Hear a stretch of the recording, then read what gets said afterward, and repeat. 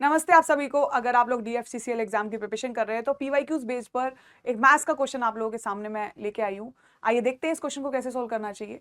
तो गाइज ये mixture allegation based question है, ठीक है, मतलब एलिगेशन कॉन्सेप्ट से सोल्व होगा।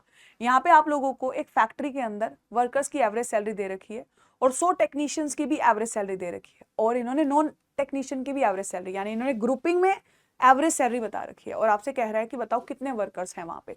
तो इस क्वेश्चन को आप बड़े ही आराम से कैसे हैंडल कर सकते हो। आप सबसे पहले यहां पर टेक्नीशियन और यहां पर नॉन टेक्नीशियन का एवरेज सैलरी उठा के रख दीजिए। तो आप जब सोल्व करेंगे तो हमको पता है कि टेक्नीशियंस की एवरेज सैलरी 12,000 है और जो नॉन टेक्नीशियन कैटेगरी है उनकी एवरेज सैलरी 4,000 है। और अगर हम बात करते हैं सारे एम्प्लॉयज तो उनकी एवरेज सैलरी कितनी है, 6,000।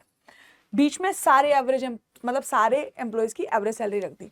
तो जैसे ही हमने एलिगेशन लगाया 12,000 में से 6,000 6,000 हो गया और 6,000 में से 4,000 2,000 हो गया।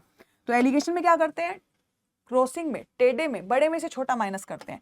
यहां हमने 12,000 में से 6,000 माइनस कर दिया और यहां हमने 6,000 बड़ा था तो उसमें से 4,000 माइनस कर दिया। तो ये टेक्नीशियन हो गए और ये नॉन टेक्नीशियन हो गए।